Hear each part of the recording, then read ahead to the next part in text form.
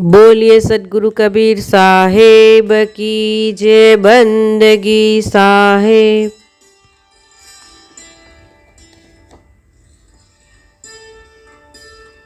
तेरे घट में है राम, तू काहे भटके रे। साहेब कहते हैं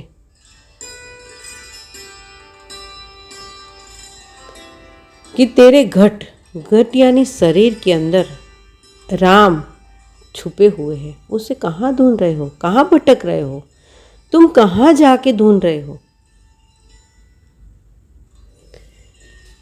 वो तो तुम्हारे अंदर विद्यमान है। उसे ढूंढने के लिए बाहर जाने की आवश्यकता नहीं है। उसे तुम बाहर कहाँ ढूंढ रहे हो।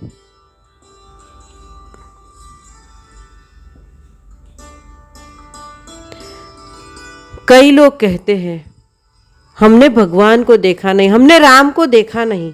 हम कैसे माने कि राम ऐसे दिखते थे। हम कैसे माने कि ईश्वर ऐसे दिखते हैं। अगर ईश्वर को प्राप्त करना है तो अंतर चक्षु खोलना पड़ेगा। साहेब प्रायः कुछ भी समझाना हो तो उनके आसपास में बनती हुई घटनाओं को देख के, परिस्थिति को देख के वो समझाते थे। तो साहेब ने कहा कि जैसे माखन बसत दूध में, मिले नहीं बिनु झटके रे। जिस प्रकार माखन को प्राप्त करना हो तो दूध में से दही और दही को मथ के माखन निकाला जाता है, तब प्राप्त होता है। अगर हम कहें बच्चों को कि ए बेटे इसमें माखन है, दूध को बताएंगे और कहेंगे इसमें माखन है, तो वो मानेगा? कभी नहीं मानेगा। वो कहेगा ये तो दूध है, कहाँ माखन है। पर उसी दूध में अगर दही डाल के, जमवन डाल के उसको दही बनाया जाए और उस दही को मथा जाए और माखन निकाल के बताया जाए, देखो बेटा ये दूध में से माखन निकला, तब वो उसको अपनाएगा। वो समझेगा कि नहीं, सही में दूध में से माखन निकला। जैसे मधुर रस बसत ईख में, निकसत नहीं बिनु कटके रे। उसी प्रकार ईख यानी गन्ना, गन्ने के अंदर मधुर रस छिपा हुआ है।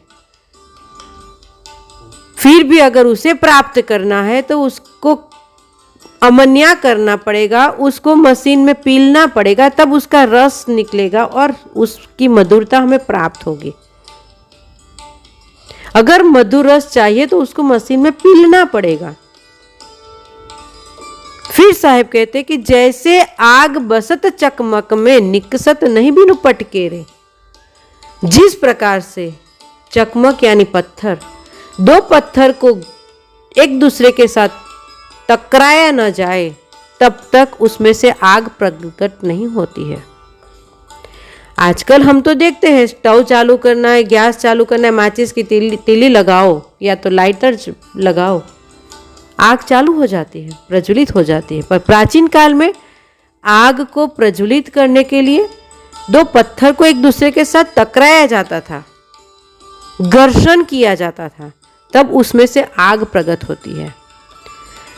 तो साहिब कहते मिले, कहे कबीर तेरे घट में है राम, तू मिले नहीं बिनु रटके रे। अगर राम को प्राप्त करना है तो उसको रटना पड़ेगा। रटे बिना राम मिलते नहीं है। तो कैसे रटे? मन में होता है, उसको रटूं कैसे? साहिब ने तो कह दिया कि रटे बिना राम नहीं मिलने वाले। राम को ढूंढना है तो कहीं भी नहीं ढूंढने जाओ, नहीं मिलेगा। वो तो तेरे घट में है, तुझे रटना पड़ेगा। पर अगर रटना है तो कैसे रटे, कैसे प्राप्त करें उस ईश्वर को, उस राम को? तब साहिब कहते हैं खोजी होई तुरंत मिल जाऊं, एक पलक की तलाश में, कहे कबीर सुनो भाई साधो। मैं सब श्वासन की श्वास में, मैं तो हर एक की आती जाती श्वास के अंदर छिपा हुआ हूं। अगर मुझे खोजना है तो एक पल में मिल जाऊंगा। और इसीलिए हम लोग कहते हैं जब सांस बंद हो जाती व्यक्ति मर गया, क्योंकि उसमें चेतन नहीं है, और चेतन नहीं तो तब उसमें ईश्वर का वास नहीं है। ईश्वर को प्राप्त करना है तो चेतन तो होना जरूरी है, आवश्यक है। और साहिब ने कहा है, श्वास श्वास में नाम ले वृथा श्वास मत खोई, ना जाने यह श्वास को आवन होय न होय, श्वासा की कर सुमरनी कर अजंपा को जाप, परम तत्व को ध्यान धर सोहम आपो आप। अगर परम तत्व का ध्यान करना है तो श्वासा की सुमरनी करनी पड़ेगी, तब ईश्वर तत्व को प्राप्त कर पाओगे, तब उसका ध्यान लगेगा, तब उसको समझ पाओगे, उसको अनुभूति में ला पाओगे ईश्वर कौन है, कहाँ है, कैसा है। आखिर में साहिब ने कहा है, कस्तूरी कुंडल बसे मृग ढूंढे बनमाही, ऐसे घत में राम है दुनिया खोजत नाही। कस्तूरी जिस प्रकार से कुंडल को खोजने के लिए, कस्तूरी को खोजने के लिए मृग बन बन भटक रहा है, परंतु वो कस्तूरी उसके नाभि कमल में बसी है, उसी प्रकार से हमारे घट में राम है और हम पूरी दुनिया में उसको ढूंढ रहे हैं, इधर उधर ढूंढ रहे हैं, और इसीलिए हम उसको जान नहीं पाते, उसको समझ नहीं पाते हैं कि ईश्वर कौन है, कहाँ है, कैसा है।